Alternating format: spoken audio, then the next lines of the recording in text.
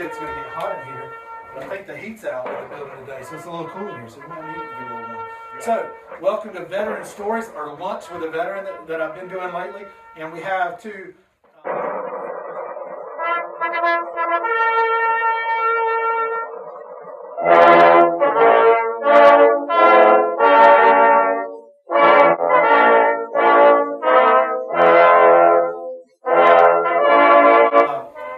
two friends here today, two special veterans that were in high school together, and I understand there's some twists and turns with the story, from enemies to friends, from high school to Vietnam. I've got Bill Hardin here with me, who is retired sheriff's office. You were what? What was your rank when you retired from? I was a captain with the sheriff's captain. I thought it was office captain when I retired. Right. And I also, beautiful uniform with all the gold and stuff. Yeah. And I also retired from the state with probation and parole. Probation and parole as well. Mm-hmm. And we have Larry Gamble here as well, who was a Vietnam veteran, and we'll get into both their stories. So take it away, guys. You went to high school at Shelby High School, correct? We went to Shelby High School. You were in the same class as Hayden Solomon, is that right? No, Hayden is 1 year before Larry. Okay. And I'm 1 year after him. Okay. So Hayden works in our office. So around the same time from Right. Shelby High School, and so you knew each other in high school, right? No. Not at first. Okay. Not at first. Okay. In August of 1967, I joined the Navy. Mm-hmm. And I went to boot camp in January '68. Right. Well, I had a girlfriend. Hayden, was that Hayden? No. No, it wasn't Hayden. No, Okay. That would have been He wishes. This girl went to school at Burns. Right. And she was actually Bill's age, and I was a year ahead of Bill. But when I came back from boot camp, she picked me up, and we were riding down the road. And What month was this? this was in probably February of '68, and we came up on the police station and see this little blue Volkswagen sitting across the intersection looking at me like I'm an idiot, you know. I said, "Who was that?" And of course he was saying who was that because he didn't know who was in her car. Who was that? And Is that your brother? that was our first meeting of one another. Right. I didn't know him in school and he didn't know me, but we fought back and forth for several Bill months. says, hey, Yeah. Who was that? who is that? For several months, we kind of fought back and forth, and she just played us both right in the middle, you know. And So you're both dating the same girl. oh, well, the night of my birthday, me and her went out, and Bill went to pick her up, and her mother said, "She's gone with Larry." But I had taken her out the night before Right. on her birthday. Yeah. Yeah, her birthday is a day before my birthday. Okay. So, you know, he didn't. Well, I guess he found out then that I was in the Navy, and he was in the process of going into the Marines, and so he went off to boot camp, and I was to get my orders at the end of May of '69, and I went down to Charleston, and I was really and truly, I joined the Navy I didn't want to go to Vietnam. Yeah, sure. And so I go down to get my orders at Charleston. And lo and behold, they Where you said, at? "You're going to Vietnam." But I'm not supposed to go to Vietnam. And I'm leaving on June the 7th of '69. Right. And ironically, he didn't know I was going to Vietnam. He's in the Marines. I'm in the Navy. Sure. He He's a goes trained killer. to Vietnam on June 10th. Gotcha. Okay. I've been there almost a week, and it's a Sunday. Aren't the Marines really in the Navy too? Isn't that Well, like a that's Marine what they company? say. And maybe That's on what the Yeah, that's what they Marines. say. Okay. That's another story. Yeah, that's another story. So I've been there about a week, and I'm in a bulk fuel depot, Okay. and I work in an office, and I'm going to mail a letter to my girlfriend, and I go to the Marine Post Office. To our girlfriend. Right. To our girlfriend. Yeah. She's a popular girl. Yeah. I dated her too. No, I'm just kidding. So I go to the Marine Post Office, and I go to drop my letter in. I can see it like it was yesterday. I look over to my left, and there's Bill back in the back of the post office. I said, "You got to be kidding me!" So I go back to my barracks, and we're stationed as far as maybe from here to the old courthouse, apart. And so I go back to the barracks, and you're not gonna believe this, guys. I said, "That's my biggest enemy in the whole wide world over at the Marine Post Office." So later that day, I thought about it and thought about it. And I said, "Well, let me go see what I can find out about this guy." So I go back over there and I ask for him because I don't see him. And they say, "Oh, he's off work." So they go back and I'll let him pick it up now. All of a sudden, somebody comes in the hooch and he says, "Hey, Hardin, there's some Navy What's guy." the hooch? It's the little Where you place live. where you stay. Where you Okay, live. all right. I thought that might be a bar. No, it's not. Okay, Yeah. the hooch. So he comes in, he says, "There's some Navy guy here wants to see you." And I'm thinking, I don't know anybody in the Navy. Not halfway around the world, I don't know anybody in the Navy. Yeah. And then all of a sudden, Larry walks in the door. My worst enemy in the world is standing right there in front of me. And I didn't know whether to get up and hug him or slap him. I didn't know what to do, you know. I mean, there's my enemy who had been with my girlfriend, which, you know, that goes back. I didn't know he was dating her. Yeah. I didn't know he was dating her at the time. Did either one of you end up marrying this girl? No, thank goodness. No.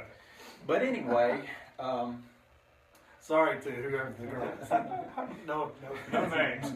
no names. All names and places Yeah. have been changed. But anyway, we got to talking, and of course the subject comes up. I said, you know, have you heard from somebody? Sure. He said, yes, I hear from her all the time. He said, have you? I said, yes, I do. As a matter of fact, we got our letters out and looked at the letters, and they looked almost identical, except for the name. Right. She just changed the names. So we decided right there it was time to break the ties with her and not have anything else to do with her. So we became really good friends. We're halfway around the world, and you know, we had things in common, Shelby and high school and this girl, and you know, so we became very good friends. And anyway, Larry at Christmas time got a letter from one of his friends that said, "One of you two are going to be getting a package from Shelby because this girl is mailing a package to Vietnam." Well, we waited for the package. Neither one of us got the package. We don't know where that one went to. Yeah. Yeah, we found out later. Yeah, we found out With the later. guy in the army. There was an army guy. There was another. Well, she was just writing letters out. So the army guy Put got different names. the army guy got the package. You got to cover the different branches Yeah, of well, service. there you Yeah. go. Army, Navy, Marines. And the Coast Guard. Probably Coast Guard and Air Force in there We too. never did know who our Air Force guy Yeah, was. we don't know who that is, but yeah. But anyway, that was our story from there. But anyway, we saw each other for the whole, well, basically most of the whole year, except you got moved, transferred down south somewhere. After 10 months, I got transferred to Saigon, and I was on a YRBM, which is it's a ship without a motor. It's the only motor it's got is to turn the back so it can land the helicopters. We had 2 helicopter pads on top of it, and PBRs hooked up to it. We may have 20 or 30 PBRs hooked up to it at one time, and I was on The PBRs were those the plastic patrol boats? boats. Patrol boats, yeah. And there was 3 YRBMs in the Mekong Delta. I was on number 2, one right in the middle. And when Nixon ordered us into Cambodia, I was on the second one, went up in there, and I had 2 months left. And here I am, 19 years old, scared to death, stand watch on that thing at night with red tracers going over your head. It wasn't a funny thing, but we survived. Here's a picture, Greg, of Larry and I over in Vietnam after we had run into each other. That's standing on the runway in Da Nang, at Da Nang Air Base. And that year it was the busiest airport in the world. Did Hayden get a picture of this? Yeah. I will edit it out, and I'll put a picture in the edited version. That'll go out to our e-newsletter. We'll also put a picture in the paper for an article that we'll write up based on this interview. Cool. And I will walk up and put it in front of the camera right now so you can see it. This is going out live on Facebook right now, guys. So we got Bill. You have glasses on there. Yeah. Now here, Greg, you can put this in front. That's a hooch. Now that is what we call a hooch. Did Hayden get a picture of that one? No. I'll get a picture of that one and put it up too. The hooch. The hooch with all the sandbags around it and on top of it. So, there's the barracks.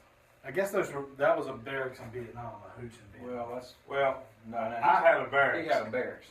My facilities were much nicer than Bill's. Right. He had flushable commodes. Okay. Now I'm gonna. When I got over there, now Marine, Army, whatever branch you're in, I'm sure that if you get there, one of your first jobs in country, okay, is to. Now I don't know how to say this. Dig a toilet or something? Well, no, we had a one holer. Okay. Okay, with the. You can say whatever you All want. right. We had a one holer. Okay. Yes, okay. Now the job that when you first get in country is when the sergeant tells you to go burn the shitters. Okay. Okay. Okay. You pull the.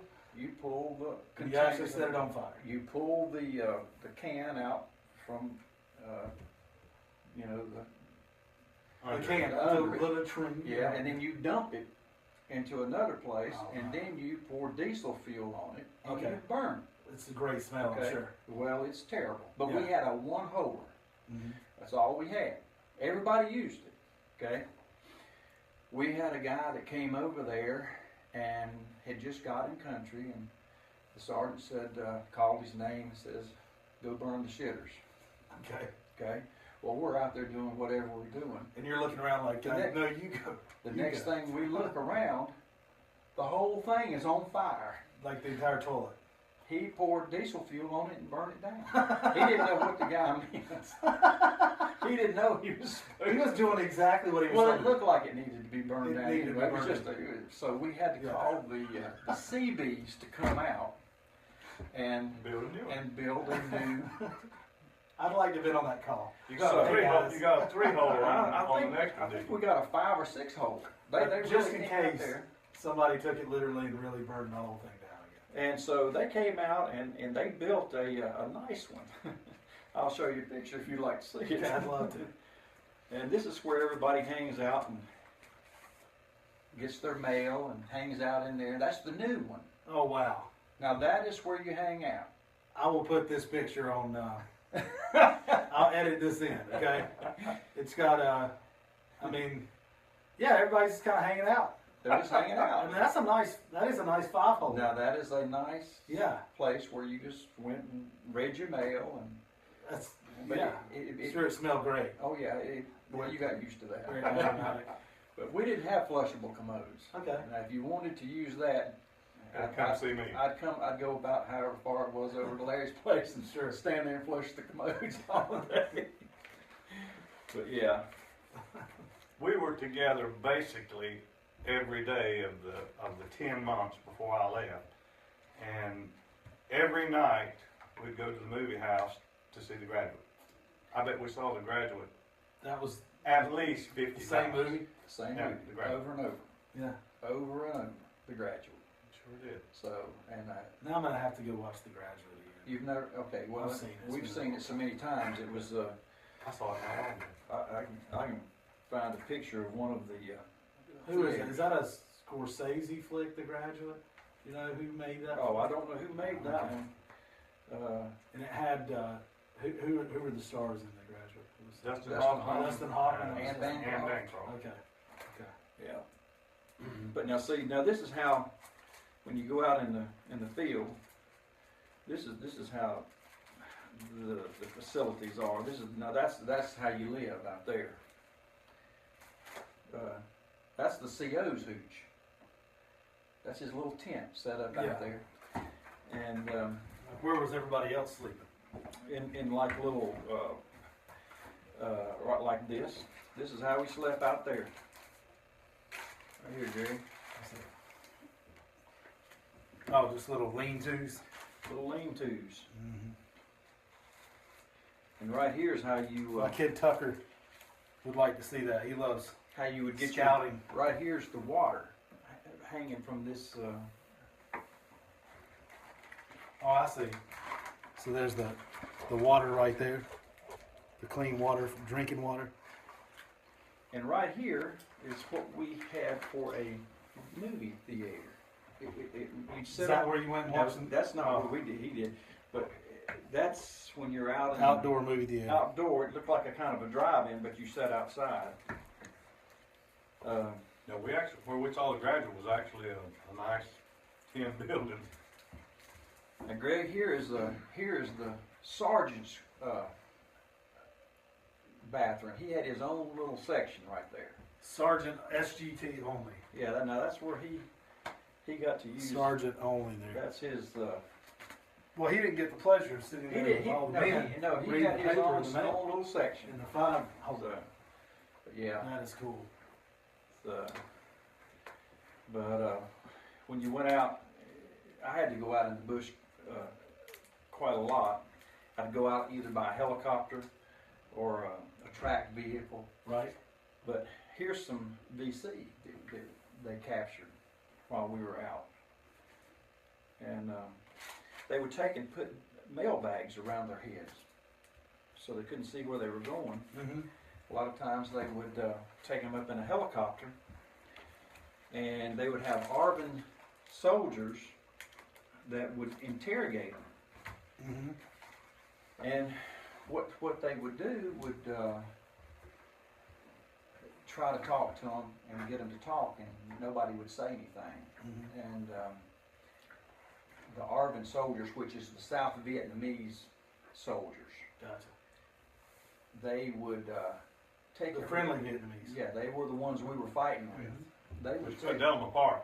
they would take their mail bags off their heads, and they were sitting on the back of a CH-46 helicopter, and they would leave like two that had mail bags still on their head, and they would interrogate them, and nobody would say anything. Of course, these two didn't know the bags were taken off of anybody else's head. And when they didn't answer, they would pitch them out of the back of the helicopter. They throw them out the back. And when they did that, then they would turn around and look at the other people, and they would start talking to them and asking them questions. And Lips would loosen up a little bit. They answered quite a lot. Now here's After you toss somebody out of the helicopter, I'm sure. here's how we. That's a CH-46. They would go out of the back of that. Gotcha. So.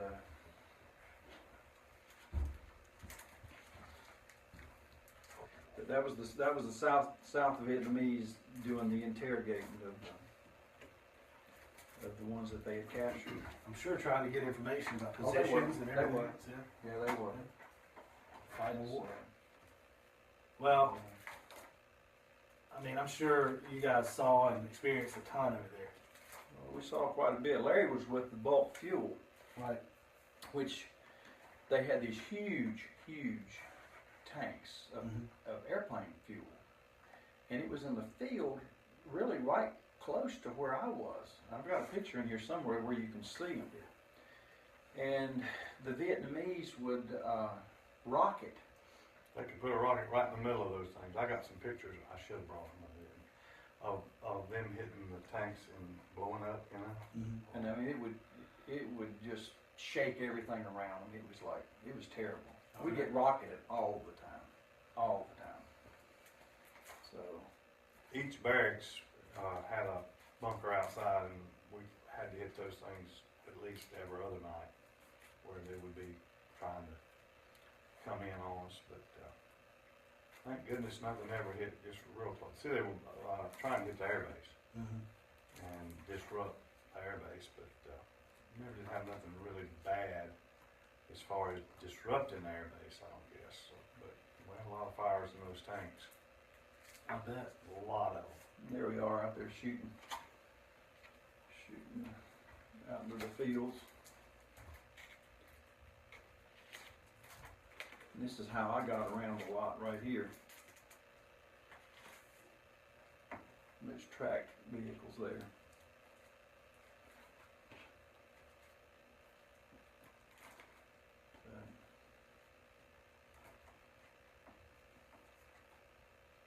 That is cool. There's some big shells. Big, what is that? Just artillery shells? Mm-hmm. Look like a bunch of kids out there, man. Well, we were. I was 18. I was 18 years old. And Greg, here's a picture of us on the ground down here, waiting to get our supplies. And here's how we got our water and everything. And there we are down here. And that's the chopper bringing our supplies out to us. Dropping them in. And then they come down and they lower it down to us. And that's how we would get it. I mean, it looks like a beautiful place, though. Well, Oh, it is. Pretty It's country. a beautiful country. Yeah. Yeah. they had really beautiful beaches. When you got to see them. See, we had no liberty in Da Nang. Yeah. We had to stay on the base. We weren't allowed. When I went down south, there was liberty down there, and I felt like a king, getting to go out on the town and all that. But up north, you didn't get off the base. This is how they would have the beaches. Look at the concertina wire set up all around the beach. Yeah, there was concertina wire everywhere. Just to keep people from coming in on you, or? Right. But yeah, they had concertina wire. I mean, everywhere. Was that like barbed wire? Yeah, it was barbed wire. Or razor wire? Razor wire.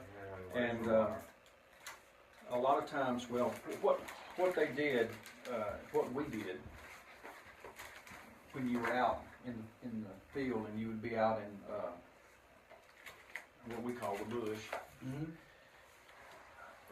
each compound had barbed wire, layers of barbed wire around with razors, and they would take beer cans and they would hook them and put little rocks in them. So they go with. And so they would hang them up all the way around the immediate perimeter of where you stayed. And then you would have the people that were on guard that night. It's all a free fire zone. So what I mean by that is if you see anything moving, you can shoot. It doesn't matter. You don't ask questions, you just shoot. Yeah. And if you hear anything into those, in the cans rattling, you just shoot. And the next morning you can get up and go out and find out what it was. A lot of times they had the Vietnamese people what they would call sappers. And sappers would they were basically going on a suicide mission. They would strap explosives on their body. And usually they wouldn't have any clothes on. And they would put grease all over their body and try to get through the wires as fast as they can so they can get into the compound and set themselves off. And so when you hear the cans shaking in the barbed wire, you just shoot and don't even worry about what it was until the next morning. And a lot of times out in the bush, they had these little things called rock apes. They were like little monkeys, or some kind of a little monkey thing. They would get in there and they would be shaking the barbed wire, and the next morning when you go out there, you would see these little monkeys hanging all in the barbed wire. If they had been shot up. But the Vietnamese that came through were called sappers. Sappers. So Wow. I mean, yeah, it had to be nerve-wracking the whole thing, the whole time. The whole thing is because you never know. And two, the VC, you never knew who was the VC, who was the Viet Cong. Right. Couldn't tell them apart. You couldn't tell them apart because you didn't know. The North Vietnamese from the South Vietnamese. Right. The North Vietnamese and the South Vietnamese. North Vietnamese, the NVA soldiers had uniforms on, Mm-hmm. but the VC, Viet Cong, they worked among you. Yeah, those were every just day. people that. We had a Yeah. general that was on the 1st Marine Air Wing compound that his barber was caught one night carrying rockets, and he was a VC. It was the general's barber. So you never knew who was who, you know. And we were 90 miles from the DMZ. Right. 9 miles from North Vietnam. But Well, certainly was a different time. Just, I mean, but, you know, we still have similar things going on today with the Middle East and everything else. Exactly. You know, and wars with blurry lines, and you know, just, you know, I don't know. It just seems like after World War II, things got a little different. yeah, and it's a completely different war. I mean, it's a Oh, different yeah. kind of war. Vietnam's a different war. It's a different kind of war. You knew in World War II who you were fighting, basically, and in this you didn't have a clue. Right. And two, you didn't have a lot of backing from Washington either. Right. This was a political.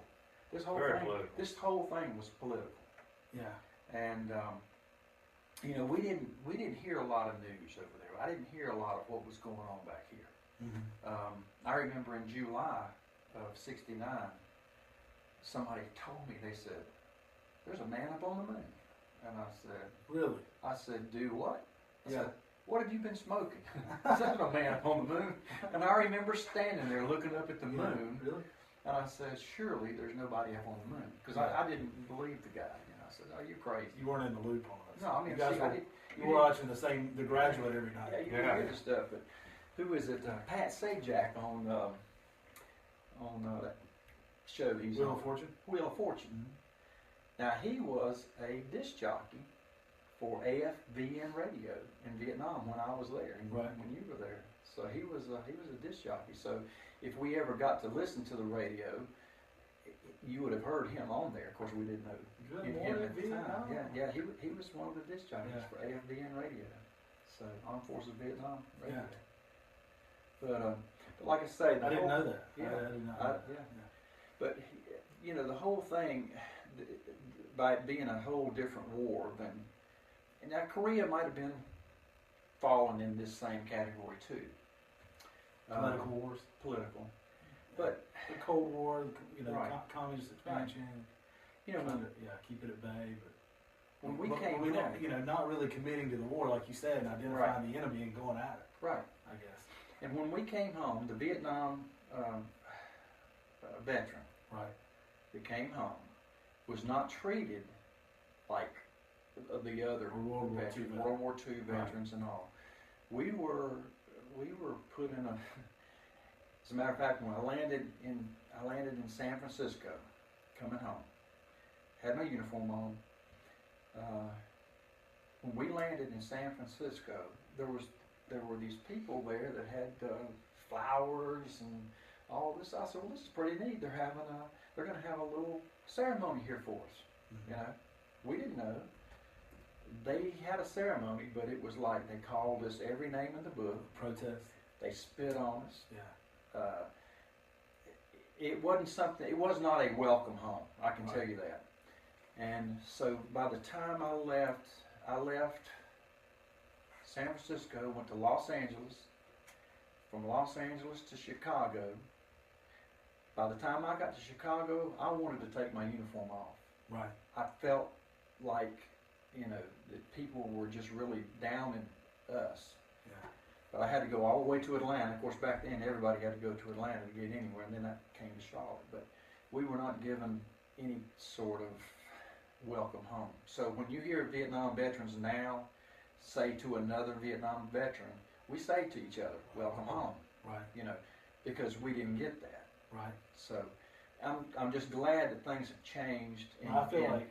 and Yeah. the young people now that are serving are getting that finally. And I'm glad that people have seen that, you know. And people have changed. People are coming up, and if you have anything on that says veteran, people go out of their way and come up and, you know, and say, you know, thank you for your service. You know, which I am so thankful that they do that, you know. Sure. You know, it's just like I say, back then it was a complete. I feel like Vietnam was a tough war and a tough time, and I mean, it's not fair to be under that much pressure and stress and go through everything the Vietnam vets went through over there, and then come home and be treated like crap by a lot of the country. True. And that wasn't all the country, but there were a lot of people who did participate in those protests and everything. And regardless of your opinion on the war, it's not the 18-year-old kid's fault. It's over there that got drafted or whatever, or got orders with the Navy to not go to the war. They got orders to go to the war, you know. Well, I knew I was going to go. I mean, and regardless, regardless, you're serving your country. You served your country. It doesn't matter what you did or where you did it. You know, right, wrong, or indifferent. Really, you are serving your country, and it does take a special person to give that service and to sacrifice. So, and you hope that we have the leaders that are going to use you, because you're a tool. You know, the military is a tool at the disposal of politicians in Washington. And that we hope that we have those people there that are going to use us in the right way. That's what we hope. And if they don't, then it's not your fault. You know, it's not anybody else's fault. And I feel like Vietnam veterans today are still fighting for the legitimacy of their service, and which is not right. And probably get more recognition now than they did when they came. Oh, absolutely. Yeah, I think you're right. I think you're right. I mean, like I say, everywhere we go, if you have anything on that says that, you know, people acknowledge it. I mean, young people who weren't even here at the time, you know. You guys have the coolest movies, though, man. Well, Saving Private Ryan was really cool. That's World War II, but Platoon. Platoon, man. Charlie Sheen was the man back then. He should have gotten an Academy. I'll tell you, the first time that I went to see it, I don't know, Larry, did you go with me? People think, I mean, Charlie Sheen is a crackpot now. It's a long time. But back then, he was a talented guy. That was a good movie. But I'll tell you, I remember going to that movie out here at the mall, at Cleveland Mall, and when that movie started, I don't know that I could watch the whole thing. Did we, Larry? Or did you go with me? Seems like we did. I just don't know if I could even finish. I had to get up and walk out of there because it was real. It was real. Yeah. That movie is real. In Full Metal Jacket, there's Full Metal Jacket too. I think that's Vietnam. You seen Full Metal Jacket? Yeah, that is. That's a good one too. But yeah, there were some good movies of that war back then. But yeah, I mean, when that movie came on and when it was playing, you could have heard a pin drop in that movie because of the people were so quiet.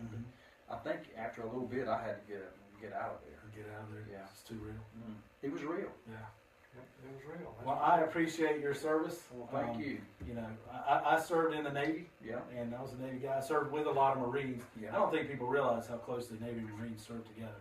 And, you know, my aircraft carriers that we went on, I've got about a year and a half sea time, most in the Middle East. And, you know, we take a Marine security force. There's a Marine air wing that goes out. You know, the whole air wing goes out. And we went, all my schools that I went to prior to, you know, to being deployed and those things were all with Marines too. You know, boot camp's separate, obviously, but then, you know, they do pull a lot of duty together. But I did not serve in an environment like, now the Middle East, it was a tense environment. That's why I think, like when I'm wearing a gas mask and showering in a gas mask, okay, or they'd have us wearing full suits sometimes and then showering in the gas mask. That's a tense situation. You're just thinking all the time, like, man, what the heck if they drop one of these things? What's this going to do to me? You know, and you're just, you know, you're kind of on all the time. They're tense. That's got to be amplified 100 times by being on the base that you're talking about, and beer cans rattling, and you know something's coming in on you, or blowing up fuel tanks next to you, or something. All the time. So that's just, I mean, nerve wracking, and I'm sure it wears on you after a while. Oh yeah.